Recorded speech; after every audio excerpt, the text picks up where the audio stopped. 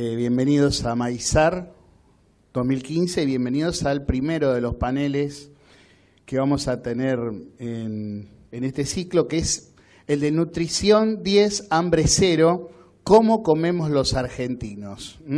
Así que yo les voy a pedir que se vayan acercando aquí al proscenio, a Nuria Chichisola, Lisandro García, Luciana Sonis y Ricardo Jara, que van a ser los disertantes de esta primera actividad.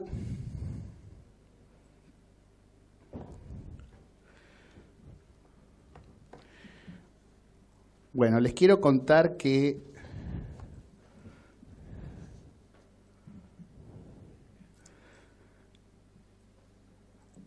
con excepción de Ricardo, nuestros disertantes son 2 licenciadas en nutrición y un médico especialista en nutrición.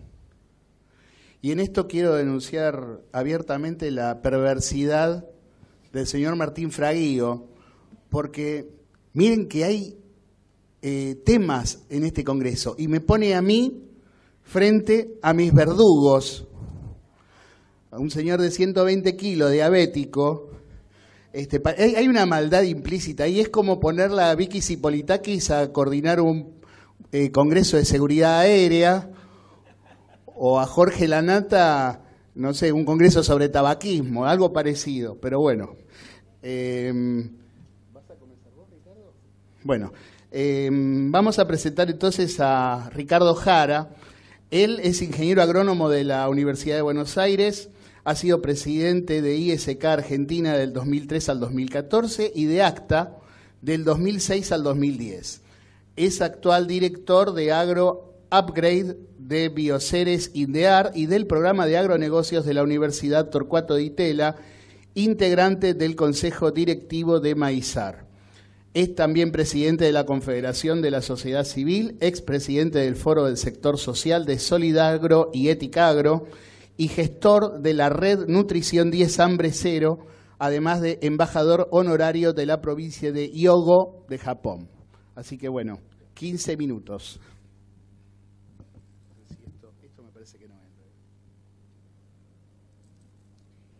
Bueno, buenos días a todos, a todas y a todis. Vamos a comenzar. Básicamente, si bien entiendo que casi todos ustedes conocen que es Nutrición 10 Hambre Cero, me gustaría hacer una breve presentación de qué es Nutrición 10 Hambre Cero y en qué estamos trabajando ahora.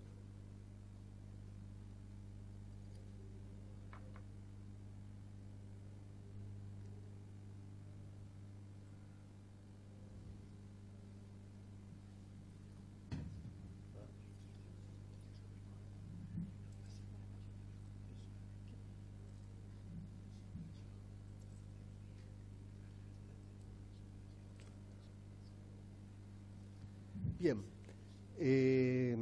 como inicio, ¿no es cierto? Nosotros consideramos que el derecho a la alimentación saludable es un derecho humano básico, y es un derecho que debe ser de alguna manera garantizado no solo desde los gobiernos, sino desde la sociedad en su conjunto, y de ahí la importancia de que absolutamente todos, sociedad política, civil y económica, estemos involucrados en mejorar las condiciones de nutrición de nuestra población. Y a tal efecto, hace ya casi 4 años, en mayo del año 2011, hemos formado una red, una enorme red, de más de 2.000 organizaciones de todo tipo, sociales, empresariales, académicas, religiosas, tanto del sector público como del sector privado, y bueno, estamos trabajando desde ese entonces, impulsando sobre todo de qué manera incidir desde la sociedad civil en políticas públicas. Entonces, las acciones que está realizando Nutrición 10 Hambre Cero apunta principalmente a lo que es articulación público-privada, como seguramente ahora van a poder comprobar.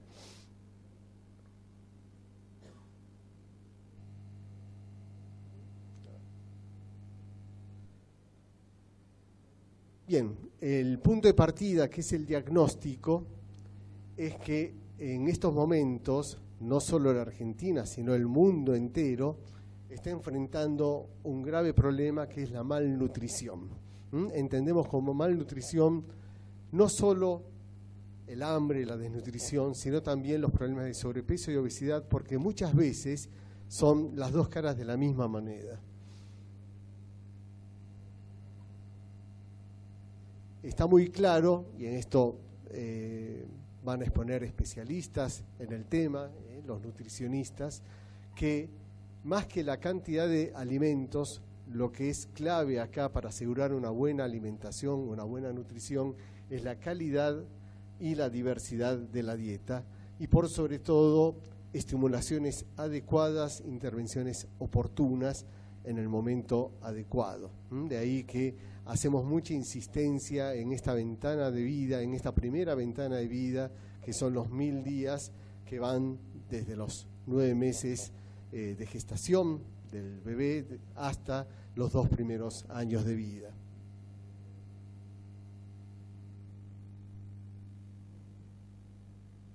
Este es el dilema con que nos encontramos todos, ¿no es cierto? Cantidad o calidad. Nos resulta fundamental trabajar sobre políticas públicas. Y esto implica, por ejemplo, fortalecer y jerarquizar los centros de atención primaria de la salud, trabajar y garantizar el acceso al agua potable, cloacas y vivienda, garantizar las condiciones que permitan una lactancia materna exclusiva en los primeros 6 meses de vida, la provisión de alimentos adecuadamente fortalecidos, fortificados en los primeros 1000 días críticos en los hogares pobres, y desayunos y almuerzos infantiles y escolares efectivamente saludables. Entendemos que estas pocas pero importantes medidas son las que de alguna manera representan el punto de partida para una alimentación saludable. Y a tal efecto, y un equipo dirigido por Sergio Britos, que está aquí hoy presente con nosotros, ha generado una guía de buenas prácticas nutricionales para que pueda ser aplicado en todos los municipios, instituciones públicas, privadas, escuelas, hospitales, etcétera. Y esa guía tiene la gran virtud de haberse confeccionado a partir de lo que ya existía. En vez de inventar la rueda, es como que se trabajó sobre todas las bibliografías y las políticas que ya existían, por esto de la importancia de construir sobre lo construido, esto de la importancia de articular lo público y lo privado, buscando permanentemente sinergias y vínculos a través de lo que se conoce actualmente como incidencia colaborativa. Es decir, de qué manera podemos influir en las políticas públicas de una manera positiva, proactiva y prospectiva. Esto es nada más ni nada menos que una frase que siempre me gusta repetir, que es que tenemos que convertir las múltiples iniciativas en concretas terminativas. Uno de los problemas que tenemos en la Argentina es que hay un montón de buenas ideas, proyectos, programas, a veces costosos, pero terminan en la nada. Entonces, me parece que es un buen momento para insistir en este concepto de transformar las iniciativas en terminativas.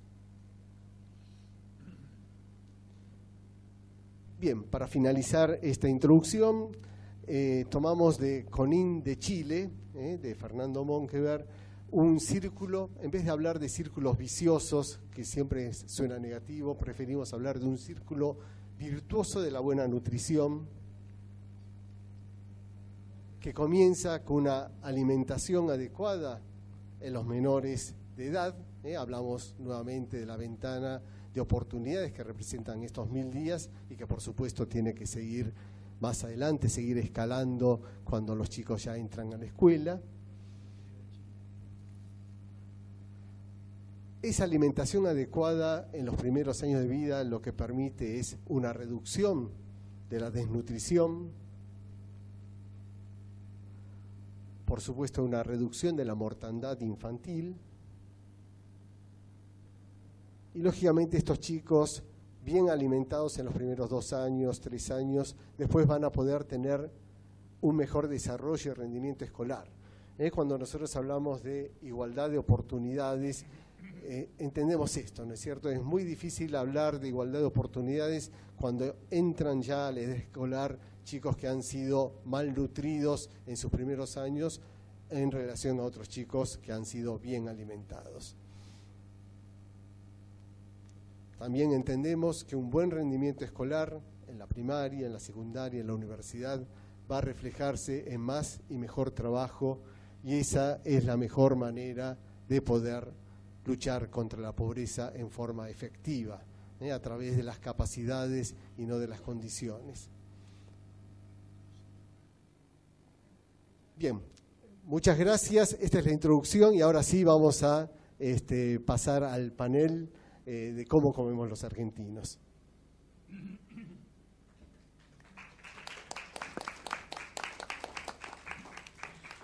Bueno, muy bien. Nuestra primera disertante va a ser la licenciada Nuria Chichisola. Ella es licenciada en nutrición, investigadora del Centro de Estudios sobre Políticas y Economía de la Alimentación, CEPEA. Es docente titular de las cátedras Planificación y Administración Estratégica y Legislación Alimentaria de la carrera de licenciatura en Nutrición, Universidad de Concepción del Uruguay. Integrante de proyectos de investigación y extensión de la Facultad de Bromatología de la Universidad Nacional de Entre Ríos. Y bueno, le damos la bienvenida.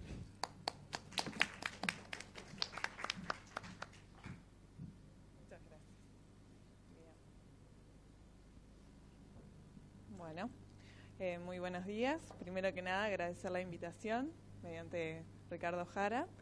Bueno, vamos a arrancar hablando un poco del estado de la alimentación saludable en Argentina, ¿sí? La idea de esta presentación es dividirla en 2 partes.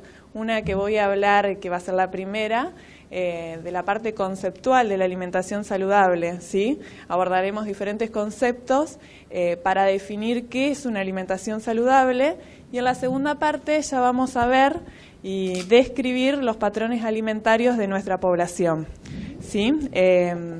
También quería aclararles que desde CEPEA no hacemos división entre alimentos saludable o no, sino que nos referimos más que nada a una dieta o a una alimentación saludable, ¿sí?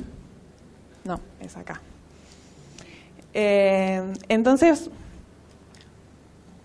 ahí, para arrancar hablando de alimentación saludable tenemos que tener en cuenta 3 ejes principales, 3 conceptos que hacen a la alimentación saludable, que es la variedad, el concepto de calidad nutricional y cantidad apropiada, ¿sí? Refiriéndonos a variedad como la combinación del consumo de agua y de diferentes tipos de alimentos de diversas categorías, ¿sí? Ya sea alimentos, fuentes de nutrientes esenciales necesarios para la salud, o alimentos, fuentes de nutrientes críticos, ¿sí? Cuando hablamos de calidad nutricional nos referimos a la densidad, a la concentración de nutrientes, ¿sí?, por cada caloría consumida.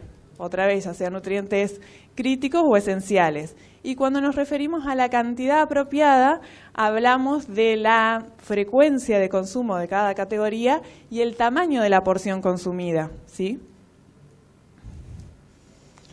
Entonces, teniendo en cuenta, ¿sí?, más que nada la variedad de alimentos, el consumo de alimentos esenciales y fuentes de nutrientes, hacemos una clasificación de los alimentos, ¿sí? En primer lugar, vamos a tener los alimentos esenciales, esos alimentos que por su esencialidad van a ser importantes que uno se establezcan recomendaciones de consumo, también más que nada porque hay nutrientes que en la población hay déficit de consumo, ya sea nutrientes como vitaminas, calcio, vitamina D, hierro, ácidos grasos, hidrato de carbono. Entonces, en el primer lugar van a estar los alimentos esenciales, como vemos ahí, que son los alimentos a los cuales vamos a establecer recomendaciones de consumo. Y ahí vemos el agua, las frutas, la leche, el yogur, fuente de calcio, las carnes magras, huevos, las diferentes diversidades de aceites y fuentes de hidrato de carbono, las pastas de trigo candial, el arroz integral, ¿sí? Las legumbres, que son los granos, que son fuentes de hidratos de carbono de buena calidad. En segundo lugar, vamos a tener un grupo de alimentos que no son tan buenos nutricionalmente hablando como los anteriores, pero que son de preferencia de la población. La población en general los demandan. Entonces no pueden estar ausentes en un patrón alimentario, ¿sí? Y aquí ya vamos a ver, y van a estar las bebidas dulces, no calóricas, los quesos, las carnes no magras, los panificados, que son fuentes de hidratos de carbono de no tan buena calidad como son las galletitas, las papas, harinas, arroces, arroz blanco, pastas de trigo pan. ¿Sí? Para estos no es necesario establecer recomendaciones de consumo, pero sí una meta.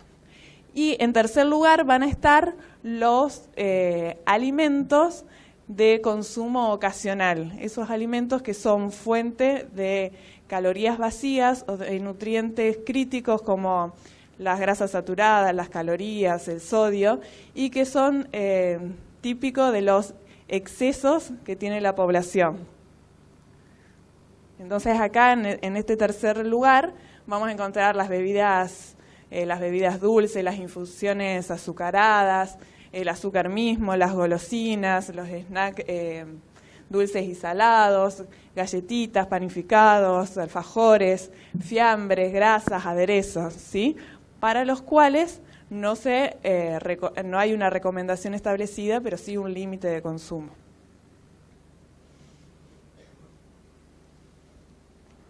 Entonces, teniendo en cuenta esta clasificación de alimentos, establecemos y sugerimos que para un patrón de referencia normativo, aquellos alimentos esenciales, ¿sí?, para los cuales hay que establecer una recomendación de consumo, tengan al menos 2/3, ¿sí?, de las calorías consumidas en el día. ¿Sí? Si es más, mucho mejor, pero al menos 2/3, un 66% de los alimentos consumidos deberían ser de este grupo, del grupo de los esenciales, los que aportan nutrientes esenciales.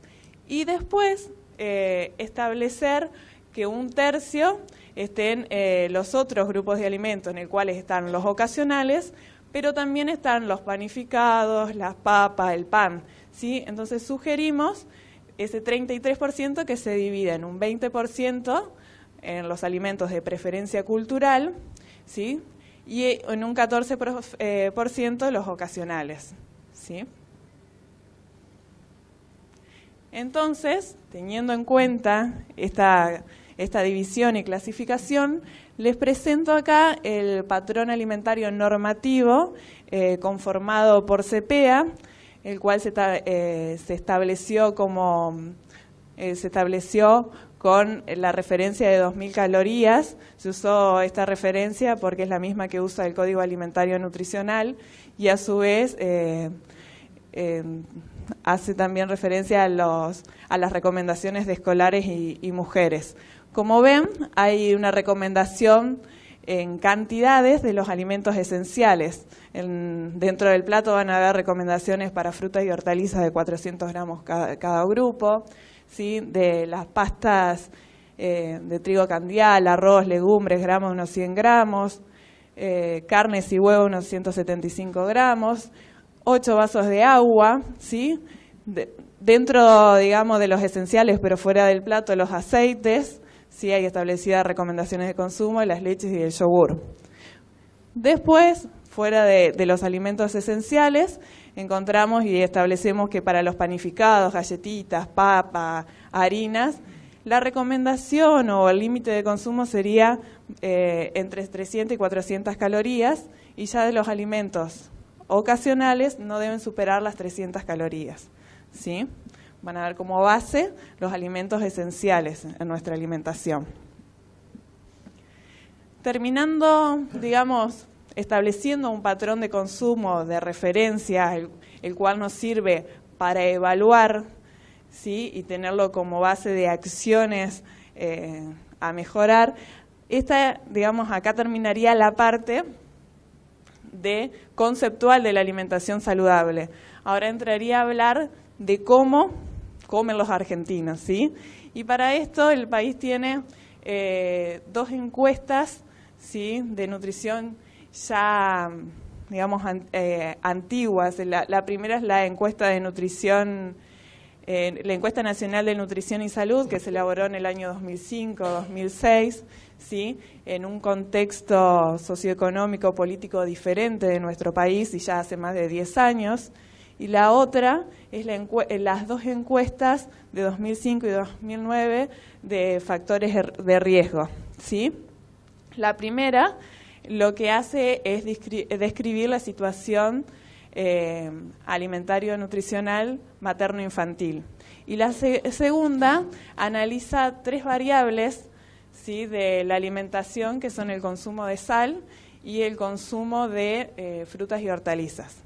Entonces, mediante este panorama, es muy escaso lo que tenemos, o hay estudios de representatividad muy limitada. Mediante esto, lo que hoy voy a hablar y me voy a referir a los patrones de consumo es bajo los resultados de un trabajo realizado por CEPEA que se llama Consumo Aparente, ¿sí?, del año actualizado al año 2013.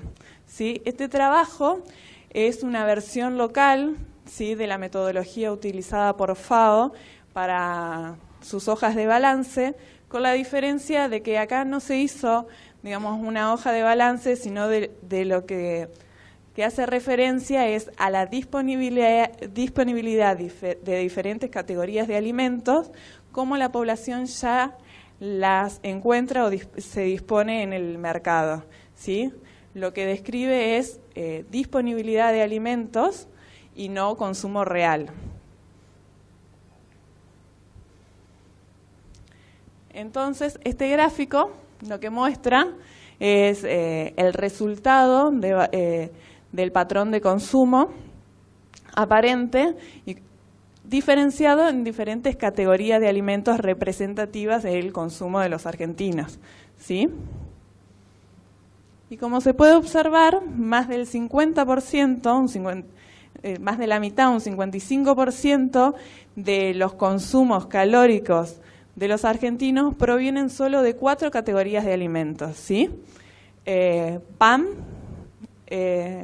carnes, harinas, ¿sí?, teniendo en cuenta también que en carne un 75, un 80% de la carne consumida por los argentinos proviene de cortes grasos, ¿sí?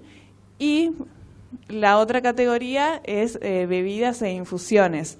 Solo con esta última categoría se llega al límite de consumo recomendado por OMS para azúcares simples, que es de un 10%. Sin tener en cuenta otras categorías como el azúcar mismo, ¿sí? ¿Se acuerdan de este gráfico que se los mostré hace unas diapositivas atrás? En el cual los alimentos ocasionales, lo que hace este gráfico es contrastar y comparar lo que habíamos establecido como patrón de consumo ideal o normativo con el patrón de consumo real de nuestra población, ¿sí? Y ven que los alimentos ocasionales debían cubrir al menos un 66% del consumo de las calorías, y no llegamos ni a la mitad de esto, ¿sí? En contraposición, que los alimentos ocasionales debían ser de un 14% y se duplica esto, ¿sí?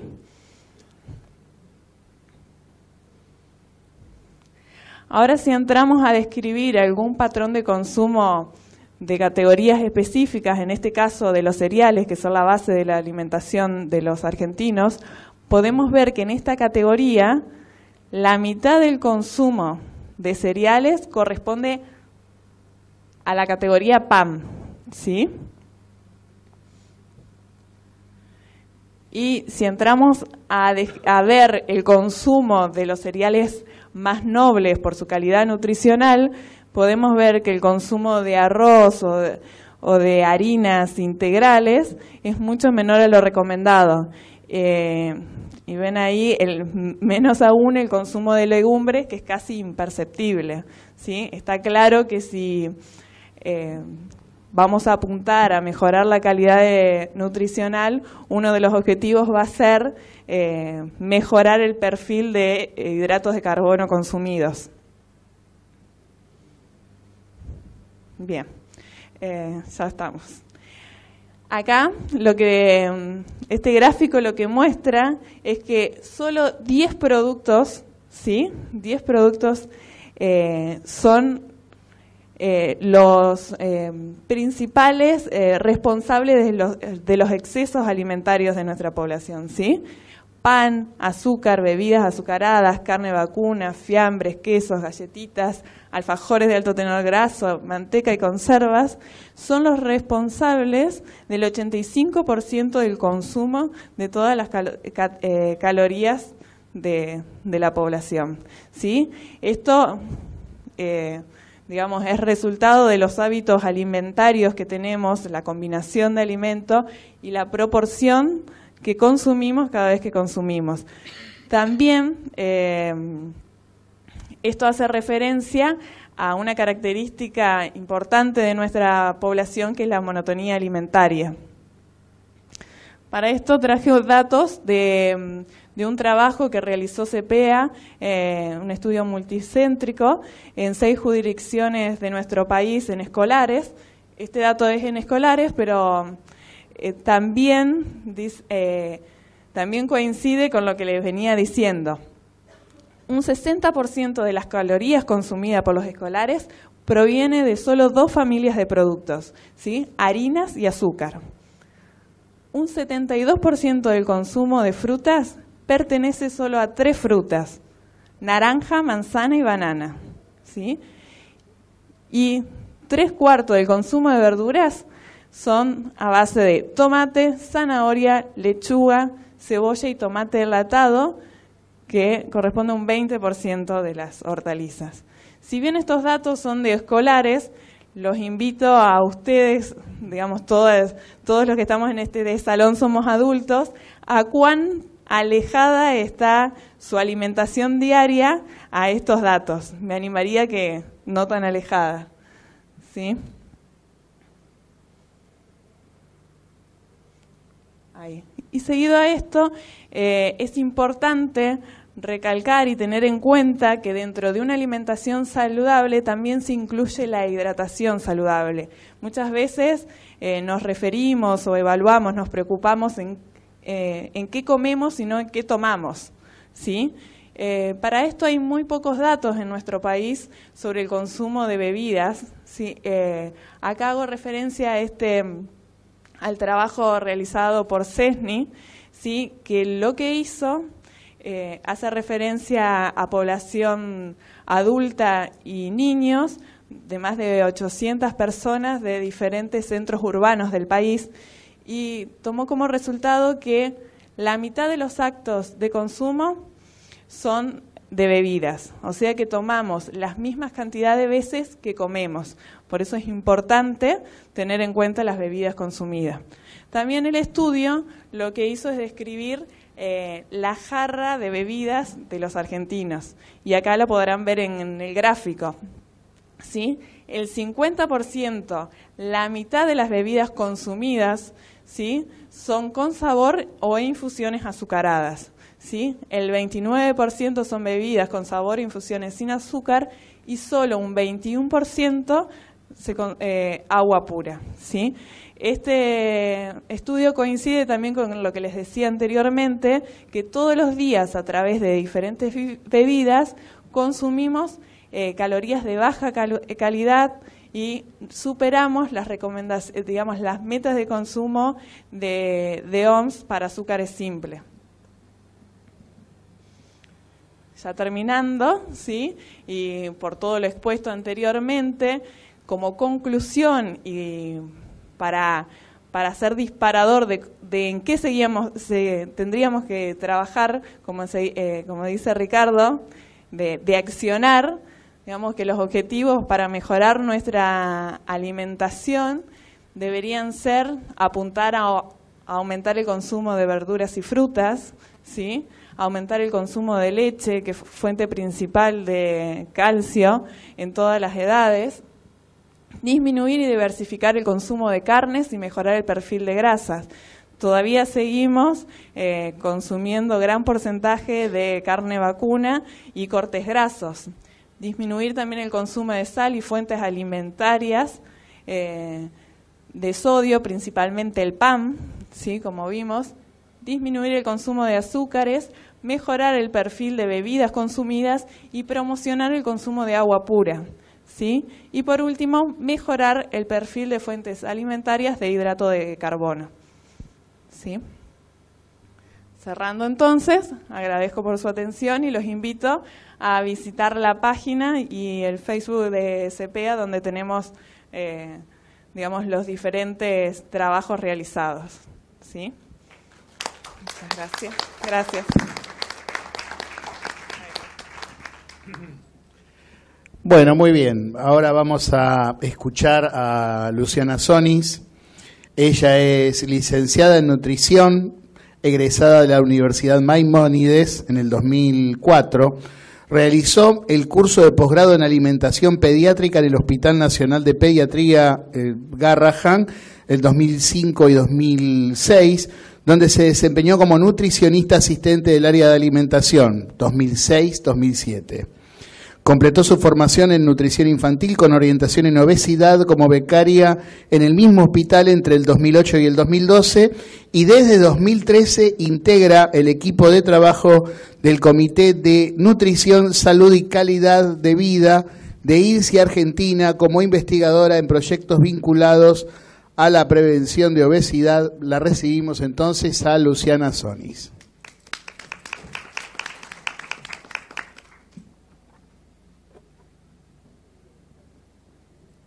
Buenos días a todos. Antes que nada, quería agradecer a los organizadores del Congreso por invitarme a participar de esta mesa. El tema que vamos a abordar en el día de hoy es compartir con ustedes la experiencia de un programa llamado Salten, que es un programa que promueve hábitos de alimentación en escuelas. Antes de comenzar a hablar del programa, quiero hacer una mención de la institución a la que pertenezco. Se llama ILSI, que es el Instituto Internacional de Ciencias de la Vida.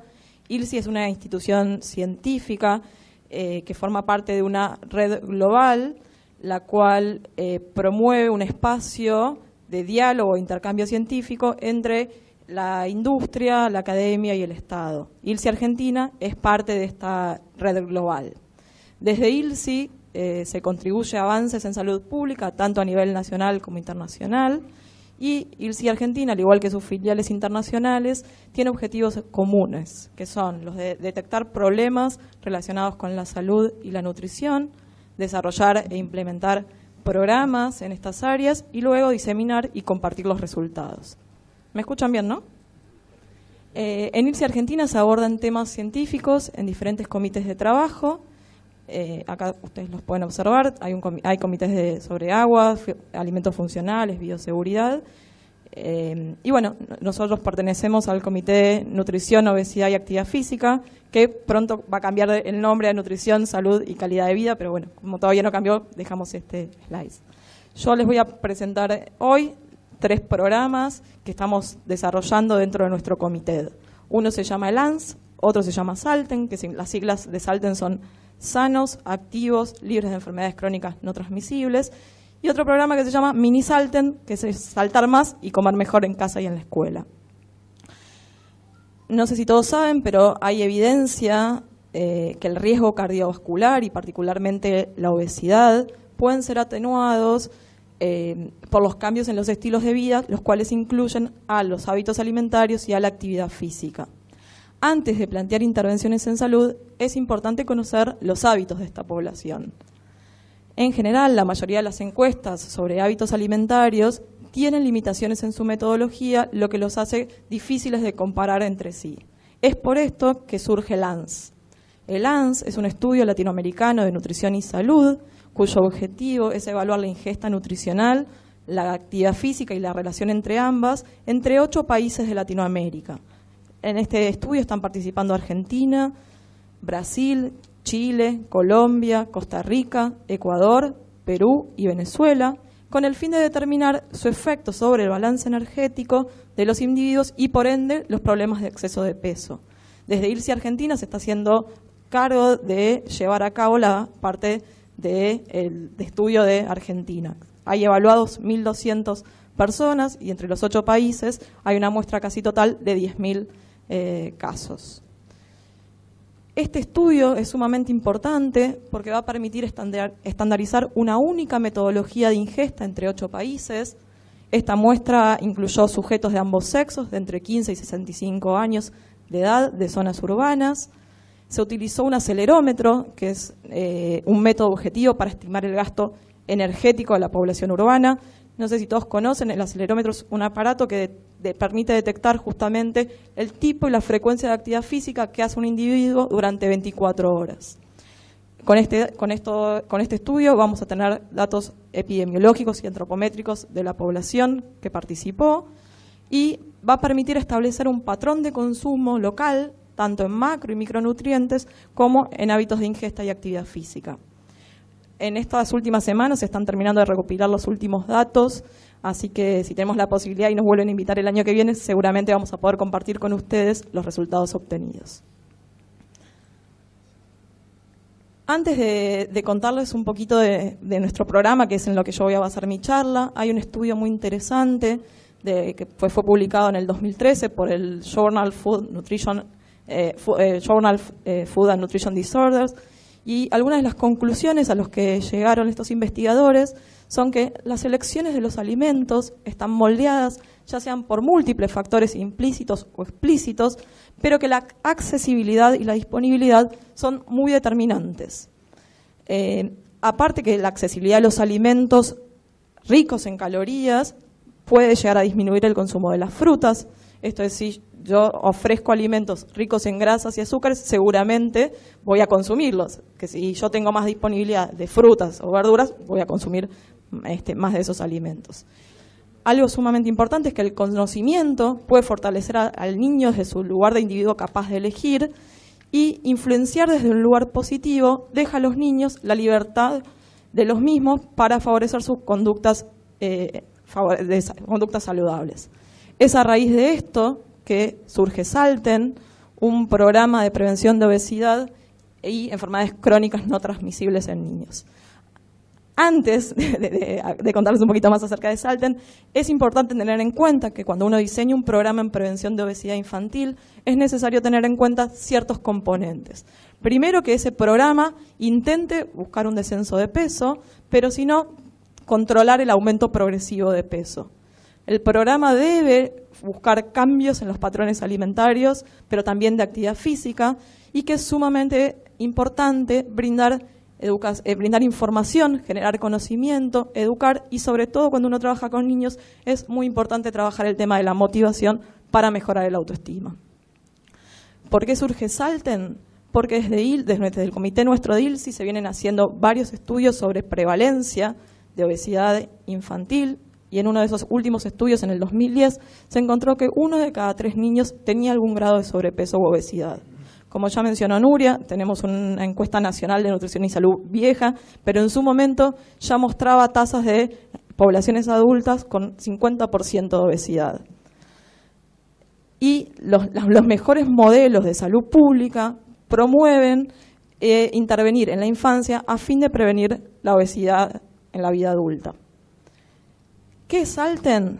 Salten es un programa de prevención en escuelas orientado a prevenir enfermedades crónicas no transmisibles. Es un programa multicomponente, ya que constó de un componente de alimentación saludable y uno de actividad física. Se implementó durante los años 2013 y 2014. Ahí está la página web nuestra, si necesitan buscar más información. Los objetivos de nuestro programa fueron evaluar si una intervención con un enfoque motivacional lograba generar cambios en los hábitos alimentarios y en los niveles de actividad física en los niños. Es un programa en el cual participaron 8 escuelas públicas del municipio de Morón, las cuales fueron asignadas por el distrito escolar para luego ser aleatorizadas. todos los niños que en ese momento estaban en cuarto y quinto grado en el año 2013 fueron invitados a participar. Fue una corte de 2 años de seguimiento donde tuvimos casos y controles. 4 escuelas fueron intervención y 4 escuelas fueron controles. Se realizaron evaluaciones semestrales al inicio, a los 6, a los 8 y a los 12 meses. Salten trabajó con un modelo socioecológico francés que se llama Modelo Ángelo, el cual pone el foco en 4 puntos importantísimos. Uno es la educación, otro es la accesibilidad, otro es la motivación y otro es el apoyo social. Desde la educación les puedo contar que Salten fue incorporado dentro de la currícula escolar de los chicos de cuarto y quinto grado y al año siguiente de los chicos de quinto y de sexto, donde cada chico que estaba en cuarto y quinto grado se le entregó una carpeta de Salten donde cada 3 semanas se trabajaba dentro del aula con su maestra fichas vinculadas a la alimentación, a la actividad física, al sedentarismo. Desde la accesibilidad se diseñaron unos carros especiales que contenían frutas para que los chicos diariamente en los recreos puedan consumir frutas. Y aparte se pintaron los pisos de los patios de las escuelas para crear oportunidades para generar movimiento en los recreos. Desde la motivación, nosotros desde Salten trabajamos mucho el tema de la motivación.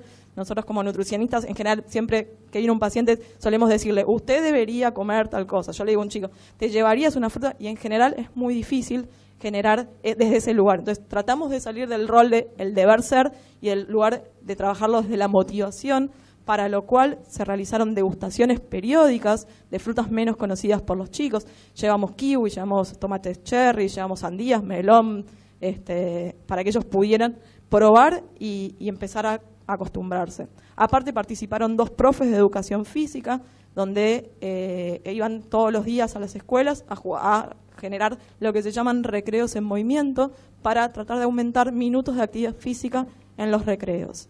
Desde el apoyo social trabajamos mucho dentro de la comunidad educativa para poder lograr un sostenimiento y una futura continuidad del programa. Acá podemos ver un poco, estas son las fichas que trabajábamos, súper coloridas, donde tratábamos de generar poco conocimiento, pero que ese conocimiento generara una actividad lúdica para que el chico pudiera participar. Acá podemos ver los carros con las frutas, las degustaciones. Desde la parte de actividad física también se trabajó con las fichas en el aula y aparte estos son un ejemplo de una escuela donde pintamos los patios y acá están los chicos jugando en el recreo. Un poquito ese era para contarles de qué se trató nuestro programa y ahora les voy a presentar algunos resultados que tenemos analizados. Al inicio es importante contarles que no hubo diferencias significativas entre las 8 escuelas que teníamos, entre los grupos de edad y de sexo. Pero, si ustedes pueden observar, en nuestra población encontramos casi un 28% de chicos con sobrepeso y un 21% de chicos con obesidad. Esto hace una muestra total de que casi el 50% de nuestra población analizada presentaba algún grado de sobrepeso u obesidad. Esto significa 1 de cada 2 chicos de entre 9 y 11 años ya presentan tasas de obesidad. Y casi el 28%, por arriba del 28%, cuenta de puntos de corte elevados para su cintura. En cuanto a los resultados de ingesta, podemos observar que el grupo de intervención en el que trabajamos, algo que no les comenté es que en los grupos que eran controles brindamos unos talleres sobre alimentación saludable y sobre actividad física, pero no se trabajó en profundidad todos estos temas que les comenté anteriormente. En el grupo de intervención observamos cambios positivos en cuanto a las actitudes hacia las frutas y verduras, un mayor consumo semanal de frutas y verduras, un mayor consumo de frutas durante los recreos, y para esto nosotros les hicimos dentro de los cuestionarios, le preguntamos a los chicos si les resultaba comer, si les parecía fácil comer fruta en los recreos, y miren cómo ya en el tiempo 2 ya aumentó, porque ya la fruta empezó a formar parte de su ambiente. Y hubo una disminución del consumo de alimentos y bebidas no saludables. En esta tabla es un poquito esto que yo les contaba, cómo mejoró la ingesta semanal de frutas y verduras, cómo disminuyó los alimentos. Nosotros hablamos de alimentos core o non-core para hablar de alimentos más saludables o poco saludables. Dentro de nuestro programa hicimos un convenio con la Universidad de Morón, donde alumnos del último año de la licenciatura en nutrición hicieron parte de sus prácticas en salud pública en las escuelas con Salten. Y como parte de su trabajo le pedimos que analizaran los alimentos y bebidas que los chicos solían comprar en los kioscos de las escuelas. Como se podrá observar, la mayor cantidad de alimentos que los chicos consumen son, como mencionó Nuria, provenientes de alimentos ricos en hidratos de carbono refinados y azúcares, y cuando el chico tiene la posibilidad de elegir una bebida, generalmente elige bebidas azucaradas y solamente un 5% compra agua. En cuanto al... En cuanto a la actividad física, este es un cuadro bastante complejo, pero es solamente para contarles que en nuestro grupo de intervención, a los 6 meses de iniciado nuestro programa, vimos un aumento en la actividad física no estructurada a raíz de estos juegos en los patios, y que al ser una población donde tienden a disminuir su actividad física, a pesar de que disminuyó a los 12 meses la actividad física, es notablemente significativo como disminuyó menos en nuestro grupo de intervención. Sí. Como conclusiones, podemos decir que los programas de prevención de obesidad infantil deben disminuir el tejido adiposo o evitar la ganancia de peso para lograr atenuar las complicaciones metabólicas, que es importante incorporar hábitos que bajo evidencia científica eviten la obesidad, que es importante que cuando uno hace un programa de prevención poder ir haciendo evaluaciones periódicas para ir corrigiendo en el momento qué es lo que hay que ir mejorando, que considerar el empoderamiento de los niños con el objetivo de prevenir la depresión mejora el conocimiento y garantiza el acceso a una alimentación saludable y a una vida activa. A raíz de los resultados obtenidos en Salten y a raíz de la experiencia ganada, pudimos ver qué cosas funcionan y qué cosas no, es que diseñamos Mini Salten. Mini Salten es un programa también con base en escuelas que está orientado a prevenir la obesidad infantil, pero en niños más chiquitos.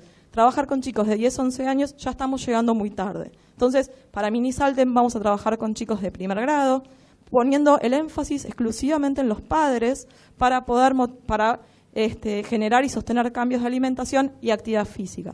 Con los padres vamos a trabajar con una plataforma virtual donde vamos a enviar todo el contenido, pero con un seguimiento telefónico, virtual, para estar bastante más encima. Es un programa que va a ser implementado durante el 2015 y 2016 bajo el modelo de programa piloto.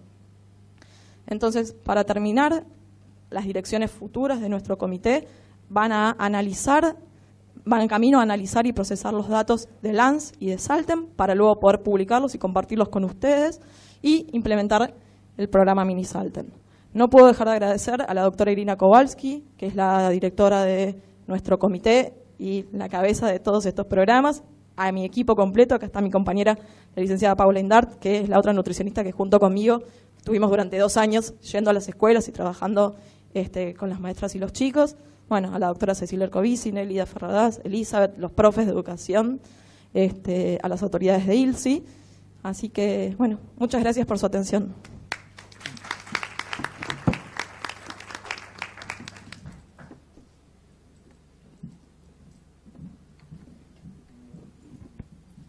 Bueno, para finalizar vamos a recibir al doctor Lisandro García.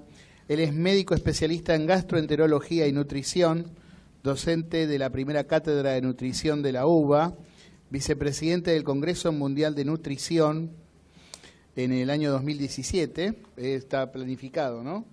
Correcto, para ese año. Docente de la carrera de médicos especialistas en diabetes de la Universidad Nacional de Córdoba, profesor en la carrera de médicos especialistas en nutrición con orientación obesidad de la Universidad Favaloro, director del curso de posgrado de nutrición de clínica de la Facultad de Medicina de la Universidad del Comahue e integrante de la comisión directiva de FANUS. Lo recibimos entonces al doctor Lisandro García. Gracias por su presentación. Buen día. Muchas gracias al comité organizador de este evento por la invitación, que esta invitación me va a permitir compartir con ustedes este tema de más fibra, más salud.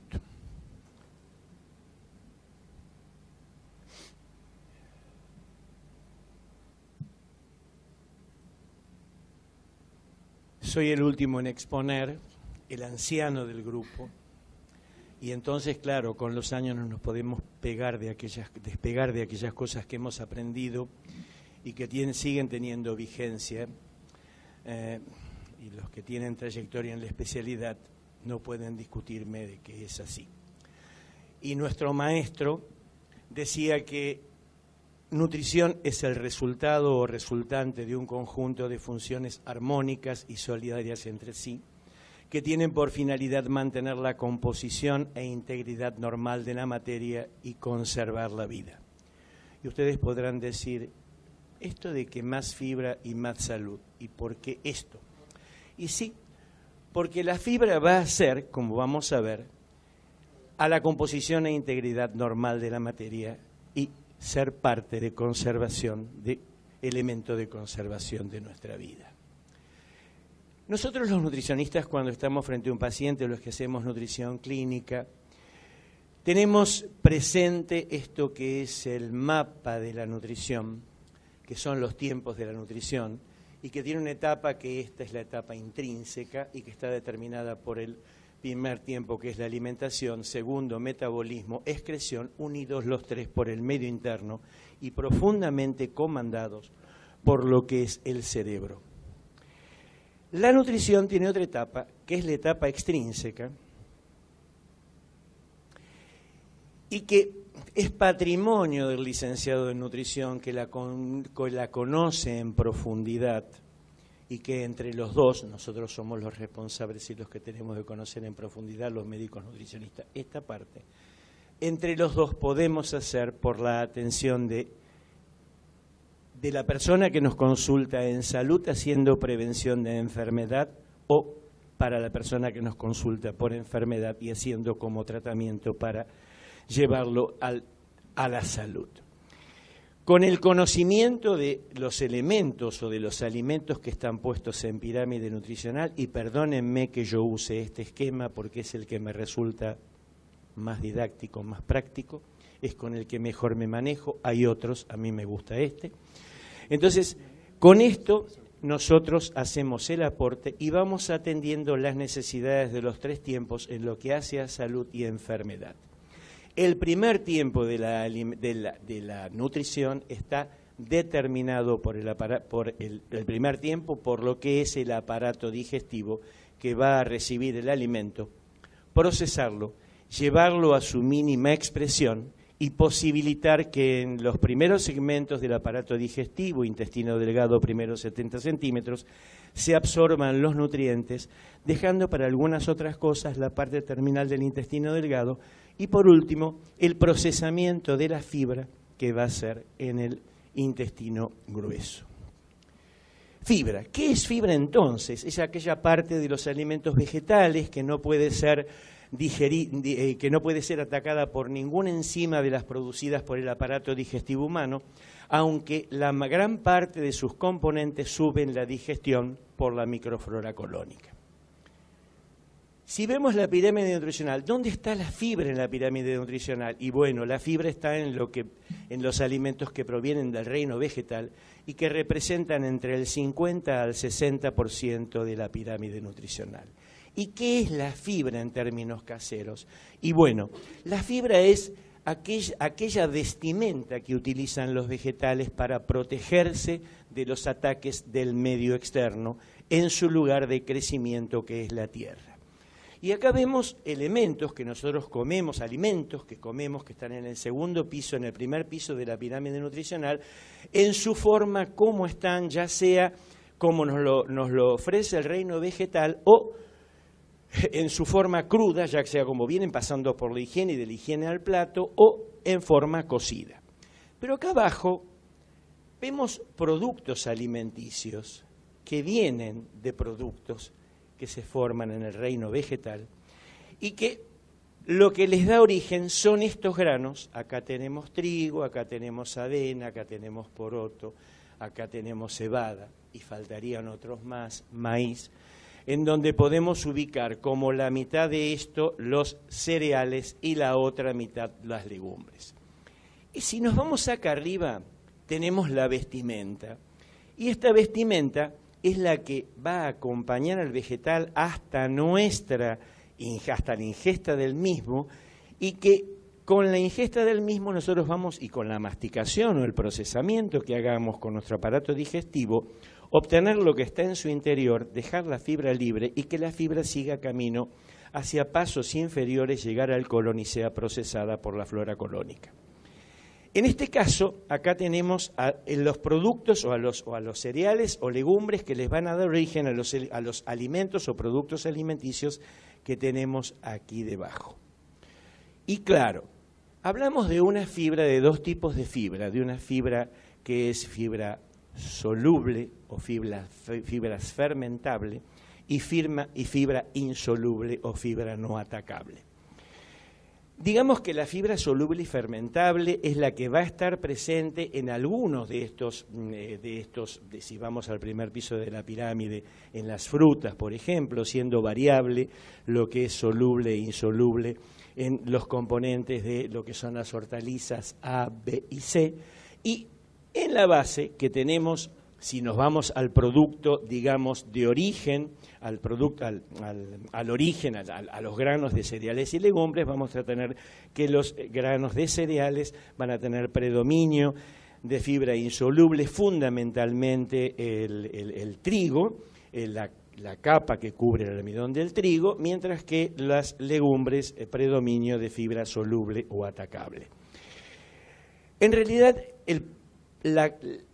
fibra soluble o insoluble están presentes en todos estos componentes con predominio de alguna. ¿Por qué se le llama insoluble o no fermentable?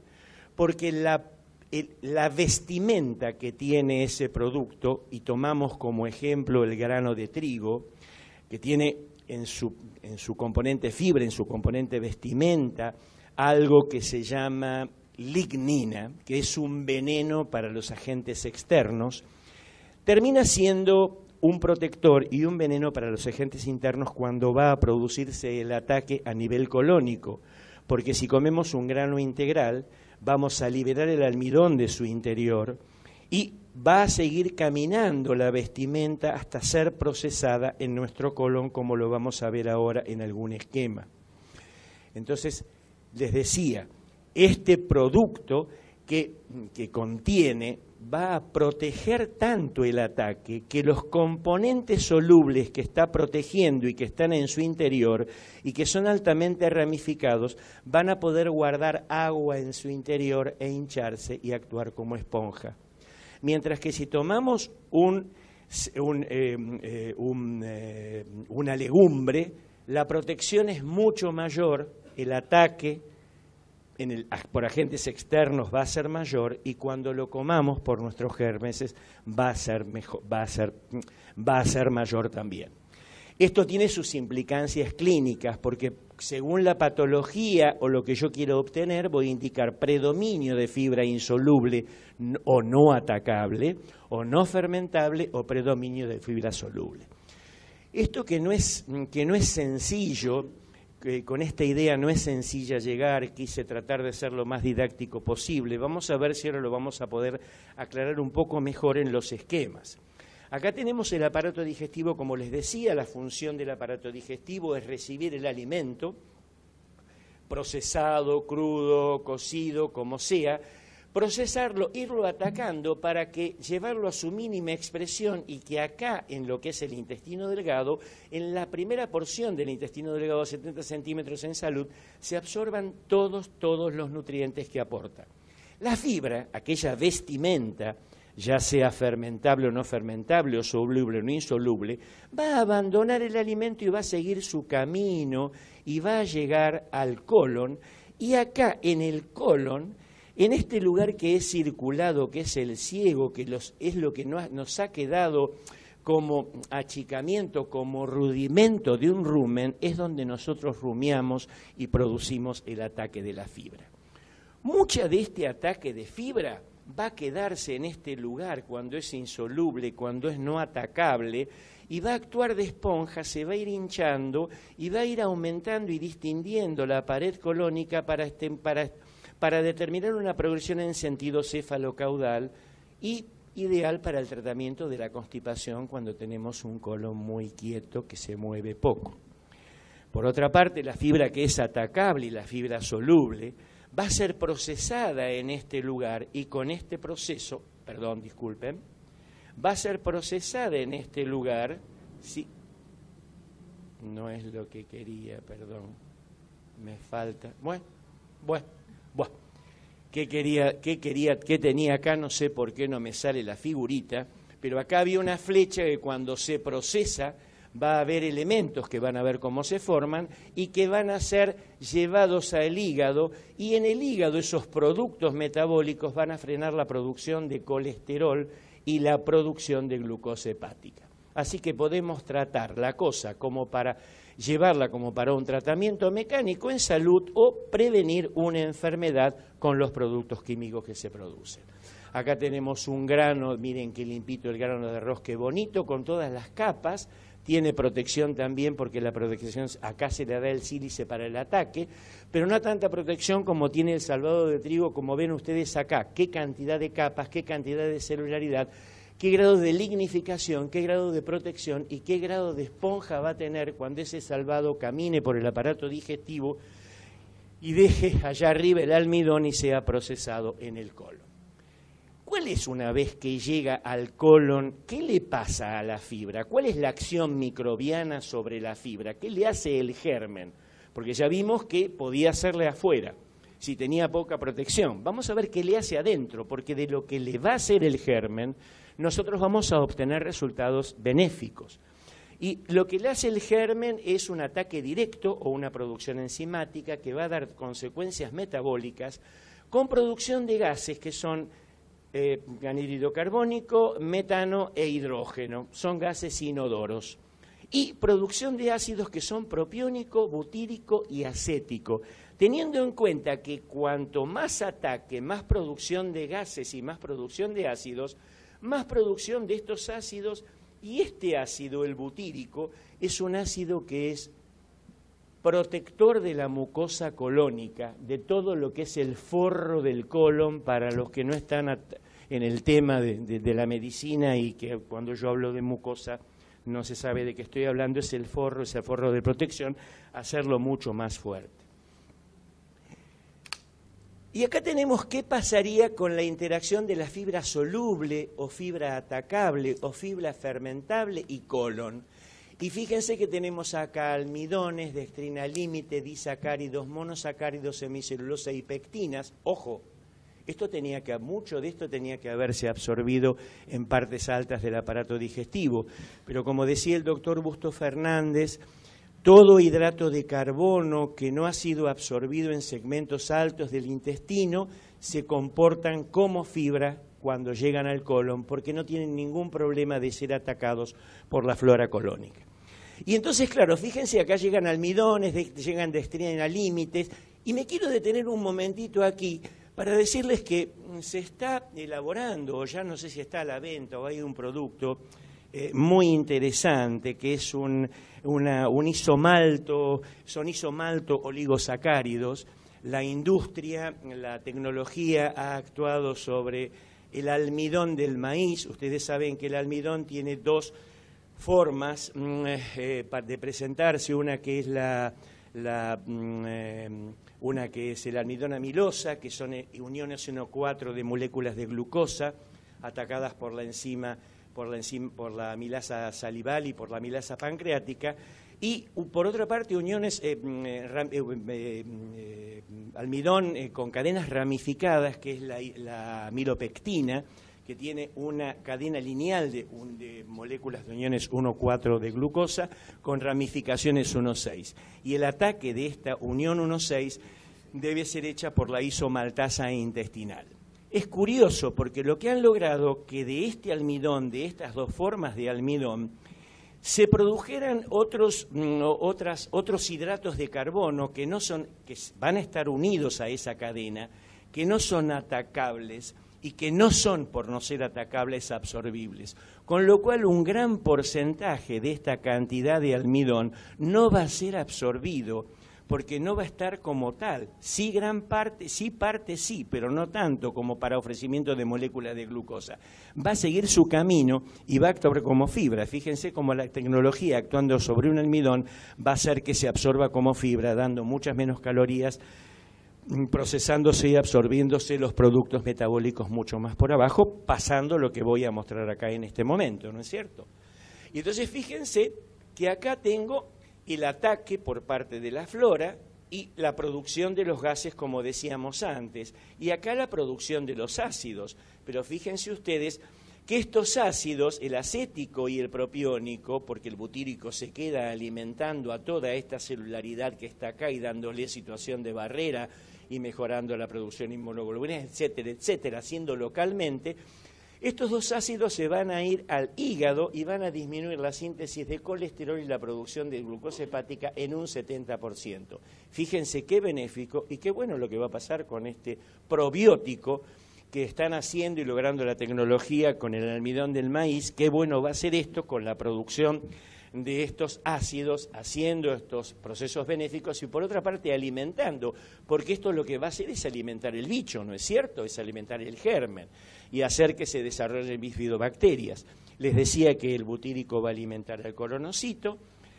Por otra parte, estos son elementos electronegativos y como son elementos electronegativos van a chupar o van a llevar a atraer elementos electropositivos, que es el sodio, y secundariamente, como esto aumenta la osmolaridad, lo que va a hacer aumentar la llegada de agua con aumento de volumen y progresión en sentido cefalocaudal, que no es lo que se desea para esto.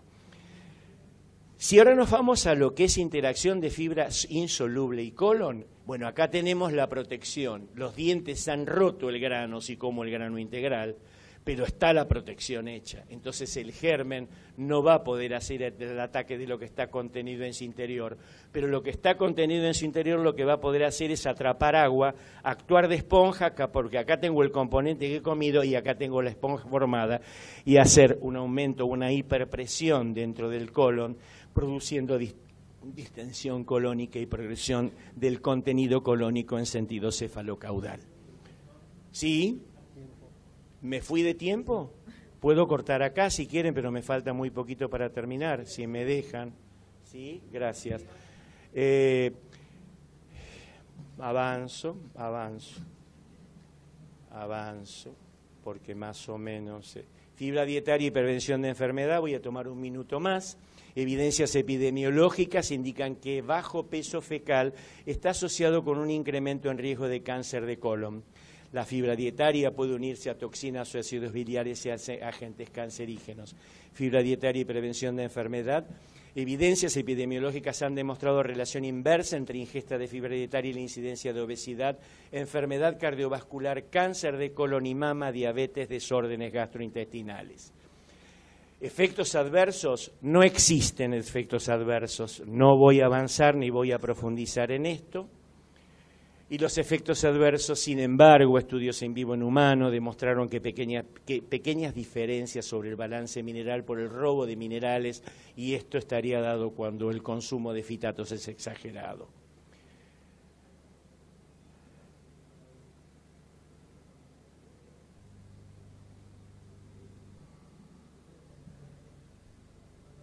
Fibra dietaria y propiedades prebióticas, y es lo último que les digo, y es más o menos lo que hemos visto en diapositivas anteriores.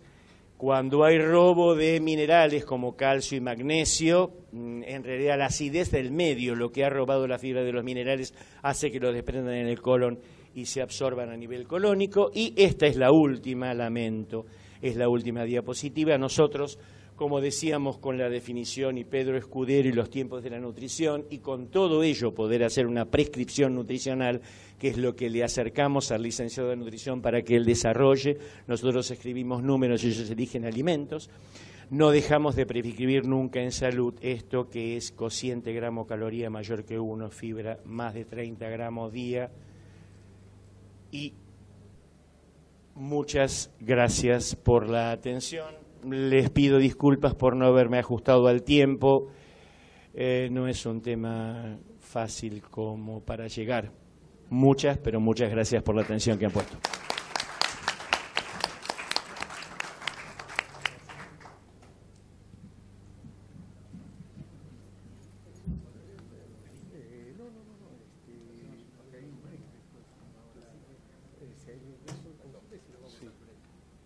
Bueno, vamos a hacer una pequeña ronda de preguntas, muy breve, después vamos a ir a un break y ya estamos con el segundo panel de la mañana.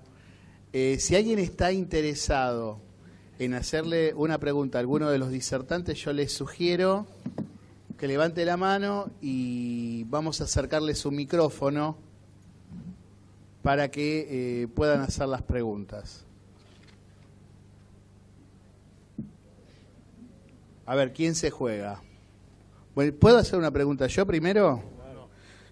Me gustaría tener una opinión de los disertantes acerca de los cambios que hubo en la última década en todas las regulaciones que hacen a los alimentos industriales, en cuanto a la fabricación con restricciones en el uso de sodio, grasas trans y otros componentes negativos para la dieta. Quiero saber si se cuantificó algún impacto en la salud, digamos, en el consumo de los argentinos a partir de estos cambios que hubo en la industria.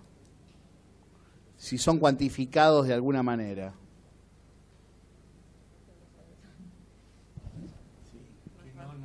Yo, no sé si anda este. Sí. Sin duda, la industria ha mejorado el perfil nutricional de sus productos, ha tomado como propio, digamos, el desarrollo de productos, estrategias de mejoramiento de perfil nutricional. Incluso a nivel gubernamental también se está trabajando, pero no conozco resultados del impacto de esto. Y no sé si habrá, porque se ha hecho en los últimos años. Claro. ¿Sí? No. Hubo también un cambio de tendencia importante en el consumo de carnes en la Argentina. En este momento, por ejemplo, se están consumiendo aproximadamente per cápita 60 kilos año de carne bovina, 40 kilos de carne aviar, Sí. Y 10 kilos de carne porcina. ¿Esto juega a favor o en contra, digamos, del mejoramiento de la salud de la gente? No, sin duda a favor, porque lo que hoy hablaba en la presentación, que hay que diversificar el consumo de carnes. Sí está cambiando, pero seguimos aún con un consumo alto en cantidad, ¿sí? Entonces, y también en calidad, obviamente, sí. Se consumen cortes grasos de esas carnes. Muy bien. ¿Alguna pregunta? Sí. Sí, para Luciana. En primer lugar, Luciana, la verdad felicitarte a vos, a Paula, a Irina y al equipo por la excelente investigación y trabajo que nos mostraste hoy. Yo quería preguntarte o invitarte por ahí a una reflexión. Vos sabés que el tema consumo de frutas en la población en general y en los niños en particular, obviamente que es uno de los mayores desafíos que tenemos en materia de políticas alimentarias y a la vez es uno de los mayores déficits que tienen, por ejemplo, los programas de alimentación escolar en Argentina. Dos preguntitas y una reflexión tuya en ese sentido. Las escuelas en donde ustedes están trabajando, sobre todo las escuelas en donde trabajaron, mejor dicho, las escuelas intervenidas, eran escuelas en las cuales existía prestaciones alimentarias, comedor escolar. ¿Ven factible la posibilidad de que la oferta, el ofrecimiento de frutas, más allá del almuerzo, sino durante la jornada escolar, pueda llegar a ser, en términos de escala, en términos ya del programa de alimentación escolar en las provincias y a nivel nacional, una oportunidad que hoy en día no estemos aprovechando bien para estimular el consumo de frutas? Bueno, ante todo, gracias por tus felicitaciones, que venga de vos es súper importante. Con respecto a las preguntas, nosotros el año cuando hicimos Salten trabajamos en escuelas de jornada simple, donde la única prestación que se ofrecía era el desayuno, no eran escuelas que tengan prestación de almuerzo. Me parece que nosotros con Salten, justamente uno de los hallazgos más importantes es cuando uno genera un cambio en el ambiente y lo trabaja desde el lugar del placer y desde el lugar lúdico, la aceptación es completamente bienvenida. Entonces, me parece como oportunidad que la calidad del desayuno, yo acá no presenté datos, pero también analizamos los desayunos escolares y en general suele ser una infusión, como vos ya conocés, azucarada y algún panificado con mucha cantidad de grasa. Y quizás la oferta de la fruta en el desayuno pueda llegar a ser una ventana de oportunidades. También las escuelas, algunas de nuestras escuelas intervenidas constaban de kioscos. ¿Se escucha? Sí, sí. Contaban de kioscos y quizás la oferta puede ser, nosotros instalamos estos carros donde yo no les comenté, pero la fruta no se regalaba, se puso un precio muy simbólico, en el primer año salía 50 centavos y en el segundo año lo subimos un peso, por el hecho de que el chico tenía que generarle al papá, pedirle la moneda para ir al carro y poder comprarla, que no era lo mismo que cuando uno se la entregaría, que quizás esa fruta quedaba y perdía el valor. Así que me parece que es el lugar donde tenemos que seguir trabajando en mejorar la calidad de los alimentos que se brindan a los chicos y esto de la oferta que hay. Como yo les contaba en ese estudio que presenté, cuando la oferta suele ser de alimentos ricos en calorías y grasas saturadas, uno suele consumir eso. Pero cuando los alimentos, como ser las frutas, empiezan a formar parte del ambiente, el acceso mejora mucho. No sé si era eso la pregunta. No, por favor. Sí, ahí teníamos una pregunta, ¿no? Sí, acá. Hola. ¿Se oye? Sí. Hola.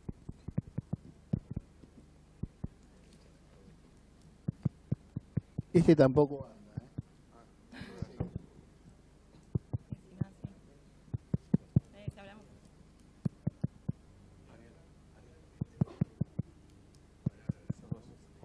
Hola.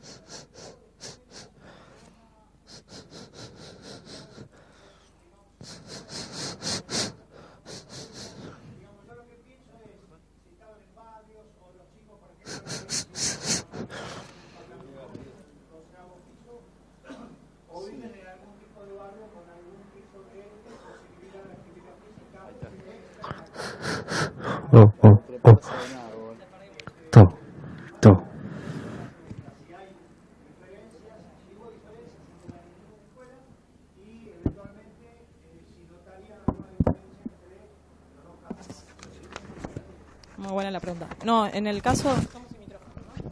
Sí.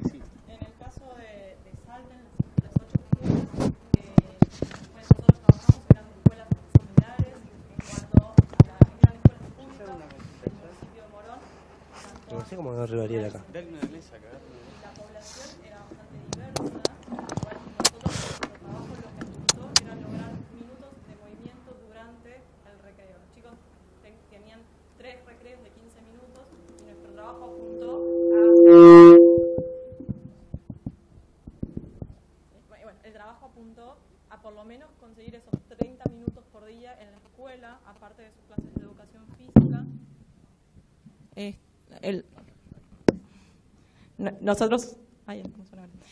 Nosotros trabajamos más que nada el movimiento en los recreos, apuntamos a eso. Desde las fichas tratamos de lograr incentivarlos para que fuera del programa pudieran seguir participando, pero bueno, los datos que tenemos informan que son muy pocos los chicos que hacen una actividad estructurada, vigorosa o moderada, casi un 40%, que la mayoría de la actividad física es no estructurada. O sea, estructurada se refiere a cuando uno tiene un programa previo 2 o 3 veces por semana concurre a fútbol o hace natación. Y no estructurada llamamos al juego espontáneo.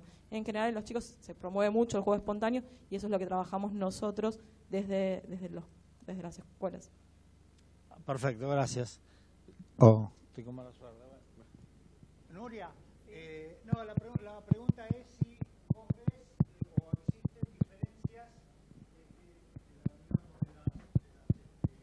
los valores que vos presentaste en las distintas regiones del país.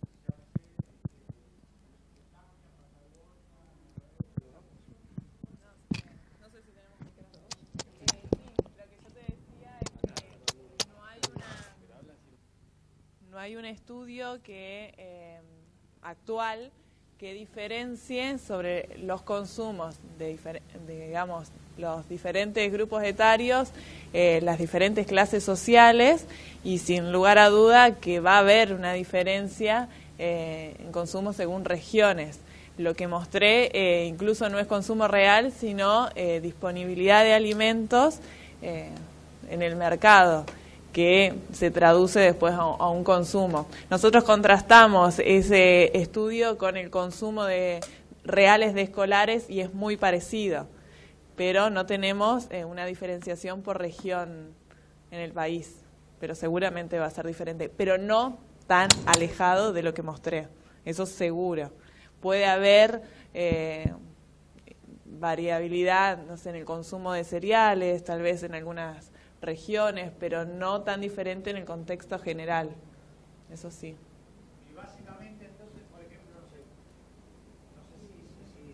si es Por ejemplo, mirá, te digo... No, de repente si se manifiestan distintas diferencias en el grado de obesidad o sobrepeso en distintas zonas, ¿existe eso o no está estudiado? Eso también te iba a decir, que, digamos, las problemáticas alimentarias nutricionales son prevalentes a lo largo de todo el país. El sobrepeso y la obesidad se ve en todas las provincias de nuestro país. Por eso te digo que no va a ser muy diferente el patrón de consumo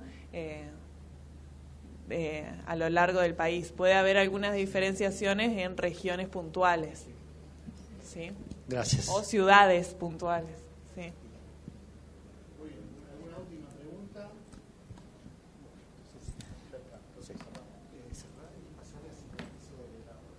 Muy bien.